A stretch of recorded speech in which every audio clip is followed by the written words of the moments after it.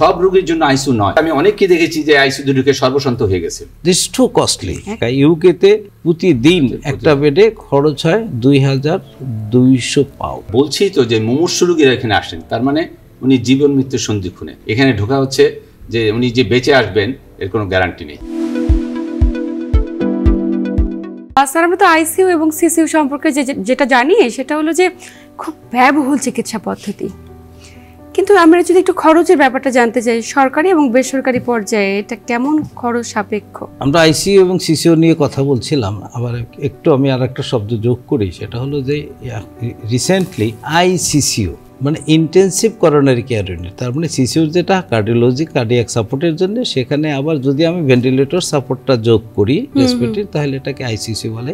এই ধারণাটা নতুন এসছে এবং বাংলাদেশে আমাদের বিএমইউতে বোধহয় শুরু হয়েছে, কামাল একটা আইসিইউ মাত্র শুরু হয়েছে। তো এই নিয়ে খরচের কথা বলছিলেন, আসলে আইসিইউটা খুব ব্যয়বহুল এবং একটা হসপিটালে বলা হয় যে মিনিমাম 4 to 8%, আগে বলা হতো, এখন বলা হয় 4 to 10% bed should be ICU bed. কিন্তু খরচটা কেমন? এই 4% বেড এক্সস্ট করে টোটাল হসপিটাল বাজেটের 20%।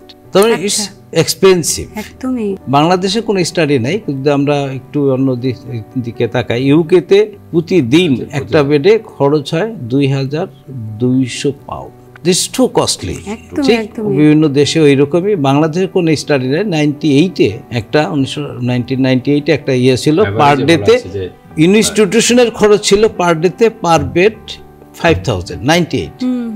So now it is maybe more than 50,000. So it is too much costly. Sir, আইসিইউতে যখন কোনো রোগী থাকে, সাধারণত স্বজনরা, আত্মীয় স্বজন বা পরিজন প্রত্যেকে অনেক বেশি শঙ্কিত থাকে যে এই হয়তো মৃত্যুর সংবাদ এলো, কিন্তু আসলে কোন বিষয়গুলো তাদের মেনে চলা জরুরি যেটি রোগীর উপর সরাসরি কোনো ধরনের প্রভাব পড়বে না?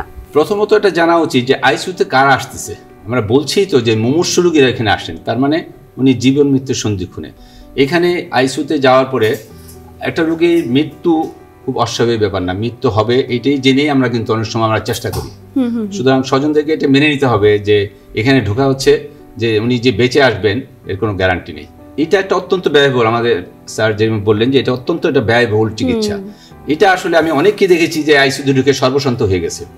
সুতরাং এই অর্থনৈতিক ব্যাপারটা সব মানে স্বজনদের জানা উচিত যে এখানে এটা ব্যয়বহুল এবং এটাকে মেনে নিতে হবে, অথবা তাকে উদ্যোগ করতে হবে। কারণ মাঝপথে যে দেখা যায় যে ওনারা হইচই শুরু করেন, ডাক্তারদের সাথে কথা বলেন, হাসপাতালে ইয়েদের সাথে বলা শুরু করেন যে এত খরচ কোনো কিছু বলার নেই। এটা আসলেই ব্যয়বহুল একটা চিকিৎসা। দ্বিতীয়ত আরেকটা জানা উচিত যে সব রোগীর জন্য আইসিইউ নয়। ক্যান্সারের রোগী যার বয়স 80, এই রোগীকে আমি মুমূর্ষু অবস্থায় আইসিইউতে ঢুকিয়ে দিব, এটা আসলে একদমই অনুচিত। যার ফলে দেখা যায় যে এই রোগীর কাছ থেকে কোনো বেনিফিট পাওয়া যায় না, রোগীর জীবনে ভেবে কোনো বেনিফিট পাওয়া যায় না, অথচ বিরাট একটা অর্থ কষ্টে পড়ে স্বজনরা আক্রান্ত হয়। তৃতীয়ত হলো যখন আইসিইউর ভিতরে থাকে, এই আইসিইউ রোগীদের এরা যখন বিভিন্ন, এখানে যেহেতু একটা মাল্টিডিসিপ্লিনারি, বিভিন্ন অর্গানে আক্রান্ত রোগীরা এখানে আসেন এবং বিভিন্ন অর্গানিজম ব্যাকটেরিয়াগুলো এখানে ঘোরাফেরা করে। সুতরাং এখানে ইনফেকশন কন্ট্রোল একটা বিরাট ব্যাপার।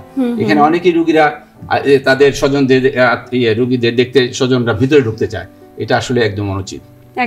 এখানে আইসিইউতে স্টেরিলিটি মেনটেন করা খুবই জরুরি, আদারওয়াইজ রোগীরা সহজেই ইমিউনোকম্প্রোমাইজ থেকে সহজেই তারা আক্রান্ত হতে পারে। এবং এই ব্যাপারগুলো তাদেরকে মনোযোগে থাকা উচিত এবং এখানে ডাক্তারদের কথা এবং ডাক্তারদের যে পরিচর্যা, এটার উপরে নির্ভর করেই তাদেরকে সামনে এগিয়ে যাওয়া উচিত।